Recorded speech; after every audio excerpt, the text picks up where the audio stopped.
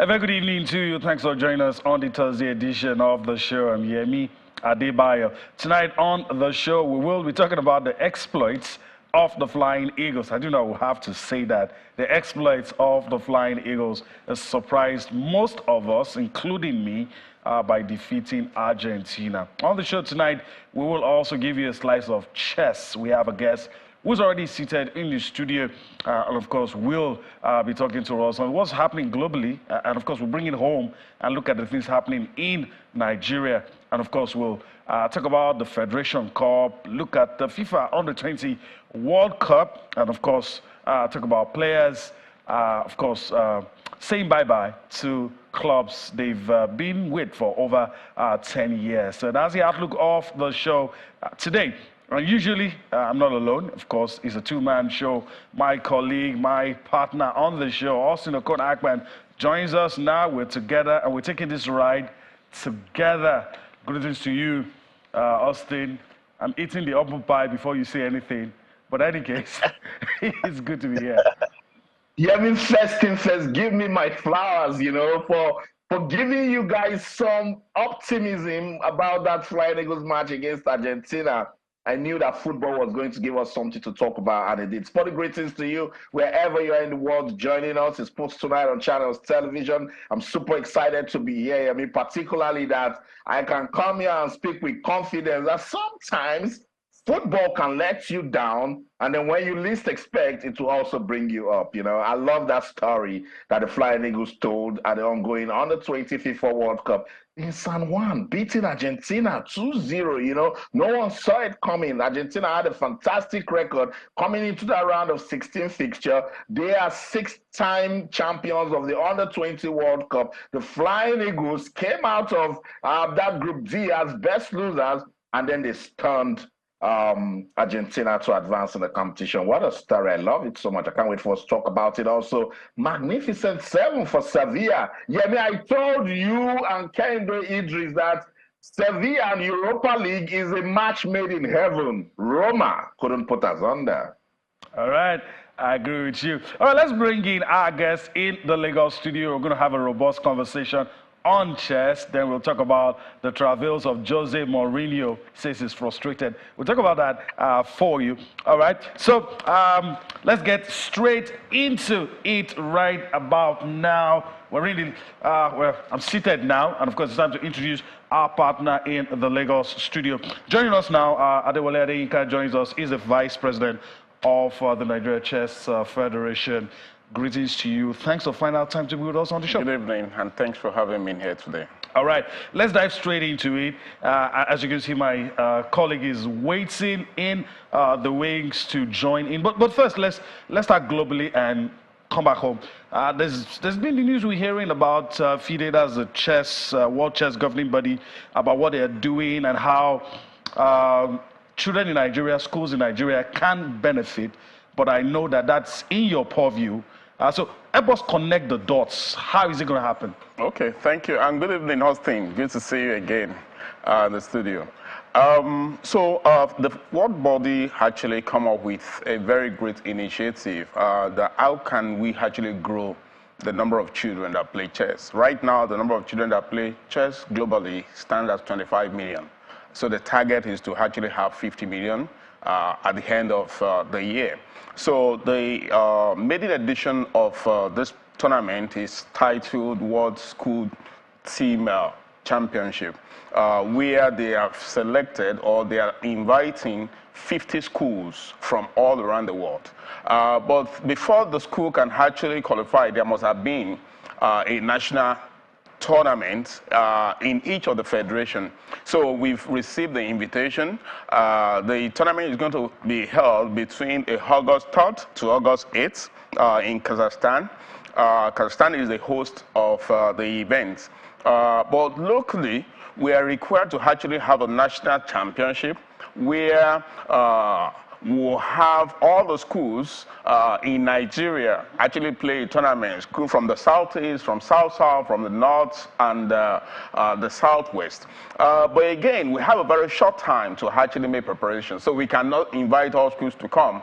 It would have been good for us to do. So the criteria is going to be on strength of each of the schools. We expect inclusivity, so we want all the schools, I mean, one school at least from one state in Nigeria to be represented. So we are doing that in Lagos here. Christian High School has given us the honor to have the use of the hall. So we are also inviting, we are going to use only 50 schools in Nigeria, so which means we are looking to having 250 children, because it's a team event. You're going to have 4 children and 1 reserve player together with the captain playing. So, and it's going to happen this month. It's going to happen this month. It's happening between the June 17 to June 18. We already sent the circular out from the federation. And let's say it again: whoever wins goes. Yeah. So the winner actually will receive free tickets, free accommodation to Kazakhstan, for the World School Team Championship. Actually, the winner of the World School Team becomes, will carry the tag as the World School Team of representing the world. It's also in 2 categories. There is category of under 12 years old, and there's category of under 18 years old. And since it's only one particular team that a federation is meant to present, so we have looked at it that considering the age bracket of our children, so we concentrate on the under 12. So we are actually inviting the under 12 schools in Nigeria, either in primary school or in secondary school. As long as you're under 12. As long as you are under 12 by January 2023. So to actually come for this particular event. All right. Just like my colleague always says quite a number of times, it's good to know when federations are busy. So let's talk about what's happening here. I'm happy to hear that one, and hopefully maybe it's going to be a school that I know that will get to represent Nigeria. It's going to be interesting to see. But what's happening here? What's going to happen probably within your domain with chess? Okay, so again, we have a lot of activities that are actually planned for the year. So we send our calendar to the entire chess community. You have sent it to us too. We will continue to do that. Okay. So, but one of the things that this administration, when it came up, our president, that's D.I.G. Sonny Mohammed, retired, challenged all the board members that each representative of his zone, I represent the Southwest zone, and I'm the vice president on the board. So that each representative must actually conduct and organize tournament in a particular year. So what we did, last year we had a maiden edition in April last year, and we went to Osun State. So Osun State was the host of the event. We did the event very successfully. It was a regional event? Yes, it's a regional, zonal event. It's a zonal event. So we had over 200 participants in attendance. So this year, there are bids, let's go to Ogun, let's go to Oyo, let's go to... So we tried to say, let's do this year's edition in Lagos. So this year, between July 11th to July 16th, we've secured the venue. That's Chevron Recreation Center at Bagara. That's where we're going to have the Southwest 2nd Edition Championship. The good thing here is that the winner of this event is actually going to play the qualifier for the National Championship, which is happening in October. Wow. Yes. Wow. So it's actually a big one. So a lot of people are looking forward to this, and we're also inviting Channels TV. Okay. Yeah. Let's see how it goes. Okay, I'm very sure my colleague Austin has a few questions as somebody who loves the grassroots. So, of course, passing the baton. Yeah, Adewale Adeyinka, good to have you on the show. And let me commend the Chess Federation for what you guys are doing for chess in schools. It's really commendable, and I like the fact that our kids will have an opportunity to compete in that FIDE tournament and then go abroad to represent Nigeria. But you see, every time I talk to federation presidents, vice president officials, the attention is always on competitions, tournaments. Tell us, what is the Chess Federation planning aside just organizing competitions? I didn't get it properly. Yeah, can respond. I didn't get it properly. Yeah, it says aside from competitions, what is Chess Federation planning for, aside competition, what are the other activities? Oh, okay. There are a lot of other activities that are actually going on right now. Like we have some social activities. We have the like of Tunde Onokoya. We are in affiliation with Tunde Onokoya. You are aware of Chess in Slum. Tunde has taken the evangelism to Ibadan. He has taken it even outside Nigeria. He's gone to Zimbabwe. He's gone to Kenya. So there is a whole lot of things. The other thing we are trying to do is also to make sure that we have seasoned people who actually can teach chess. So we are partnering with a commission of FIDE. The commission is called Chess in Education, to also train our people. Early this year, in January precisely, we had someone who is a member of the FIDE commission come to Nigeria to actually come and train our people and make our people to become school instructor. We have over 30 people. I also benefited in that program. I attended the program. I passed the exam anyway, because we are required to also sit for exam. So I passed the exam, and we also have a lot of people that passed the exam. So what that means is that you are being trained on how to teach chess, because there is a way and manner to actually teach chess. Because we have realized that chess has a whole lot of benefit that you can actually gain, aside from just playing the game of chess. Chess has a way of teaching you how to plan your life. Chess has a way of making you to conduct strategy. It also has a way of ensuring you can actually execute the strategy you articulate together. So all this we've actually impacted, and we are actually looking for another edition of such training. It's likely that they're going to extend. In fact, this night I'm just getting something from the president of the African Confederation that there's going to be another online training, because we want our people to be equipped. It's when people are equipped that we can actually go all out and give so many things. So aside that, PwC is also one of our partners doing an event. They are using chess as a mentoring tool.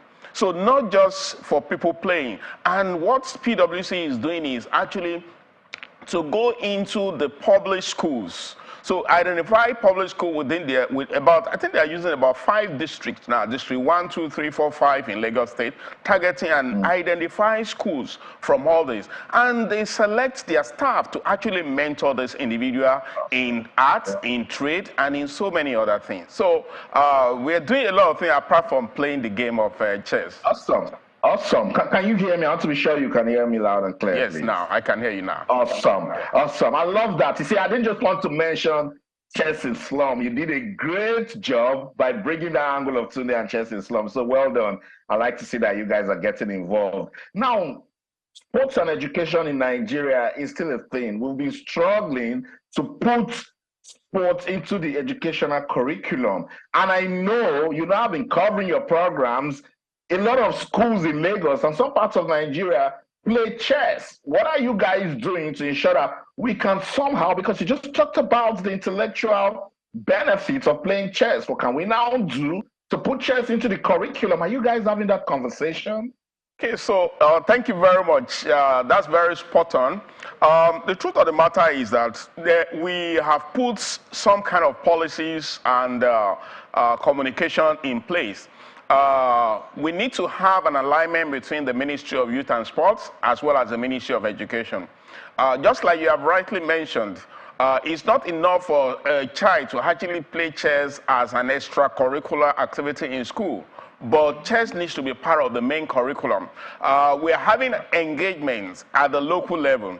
Of course, this is one of the initiatives from the world body as well. In some part of the country, in some part of the world, like in the UK, chess is actually part of the curriculum now, and they can always see the impact. In America, chess is part of the curriculum now, and you can see the impact. So the impact of chess in education is obvious. So we need to also actually make our people, the people who are making policy, especially in education, to understand the reason. So we are currently doing engagement. So we believe that with this new administration, we'll be able to do engagement that will ensure that we achieve results. Beautiful. All right. That's interesting. All right, let me ask you a question I usually ask people who come from federation like yours, and you've had the chance to listen to me ask you. So, but people are yet to listen to what your response is. There's this misconception. You said it's a misconception, but the view is out there that look, this game is elitist. But there have been people who have done things in recent past to show us that is not elitist, but the misconception, that notion still exists in the mind of people that a 10-year-old will see a chessboard and say, oh, probably you have to have some level of intelligence before you're able to do this, or you have to come from a certain kind of background to be able to play chess. Thank you very much. I think the word elitist, it's a matter of, I think, can actually be replaced with intellectual. Okay. So anybody that has intellect can be regarded as irrespective of your background. Yes. So, and you see, chess right now is being played in the prison. Recently, the World Body organized an event in Chicago whereby a lot of federation leaders went to prison to actually go and engage with prison people. I mean, are those people classified as elite? No, they are not.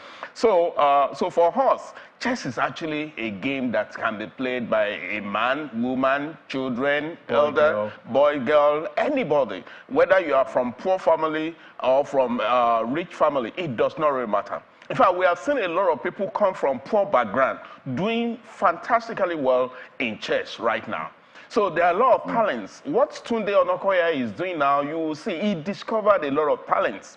Imagine Tunde training someone who is under the bridge for within 30 days, and the person is able to win someone that has been playing this game for over 3-4 years. So it means that person has potential. It's just that the environment is not permitting the person to explore.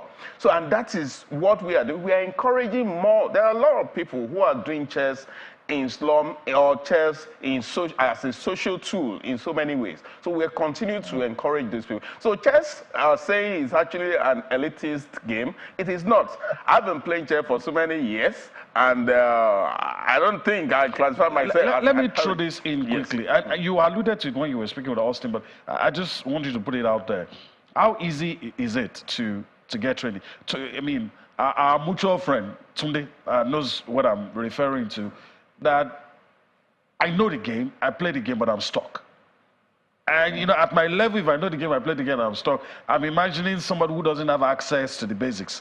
So how do you get training? How do you have somebody like me who knows the game, knows the basics, can do quite a few things, but you're just stuck? Okay, so right now, the world is a very small world. On your phone, you have a whole lot of applications that you can actually use to play chess and learn. You can learn. If you don't know anything about chess and you determine to actually want to know how to play chess, all you need to do is actually go online. How do I play chess? But there are people who learn better by seeing someone stay in front of them. I agree with you. I'm just saying the easiest one that is available to all of us is going online. Okay. Again, we are also available to teach. That's why I mentioned the idea of training the trainers.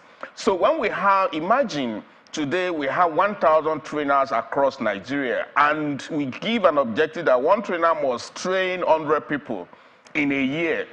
100 times 1,000 will give us a good spread, a good number. And if we keep doing that every year, you can imagine how many people will be playing chess before the end of, playing chess at a very high level. Well, it is not impossible. We actually have a target. You know, right now in Nigeria, we do not have a grandmaster.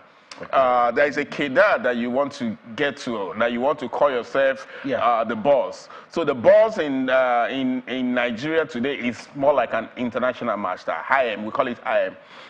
In Africa, we have also limited number of grandmasters. So we believe that with the population that we have in Nigeria, with the talent that we have in Nigeria, and resources that we have, we should be able to produce a grandmaster within a short period. Of course, producing a grandmaster is not just an easy thing. There is a whole lot of training that we need to get a grandmaster from exposed country to train our people, not just how to play, but the intricacies in the game, how to actually overshadow and overcome your opponents. So it's very important. So we are looking forward to that. And it's one of the things we have in mind to achieve. How do we get a grandmaster? All right. Yeah. Seconds. We have a new president, President Bola Ahmed Tinubu, and very soon he will be appointing a new minister of sports. For your type of sports, we normally say that the ministry don't give you guys support. What sort of minister should we have, particularly that will be all inclusive? Okay, so when I You have to make that quick because when I was coming, I remember some time ago when Senator Akpabio was actually the governor of Akwa Ibom. He's a lover of Scrabble. He organized a very big Scrabble event every year. And chess players also enjoy that. So we are looking forward to a Minister of Sports that will actually understand chess and know the relevance of chess and empower the Nigeria Chess Federation and indirectly also empower chess players all around Nigeria. We believe that the Minister of Sports that will be nominated. That's a good place to leave it. I think you did a great job with that answer. Thank you so much, VP Chess Federation of Nigeria. Let's go on this quick break now. When we come back, we'll put away the chessboard and play some football. Bolu Omoni is standing by. Don't go anywhere. Stay.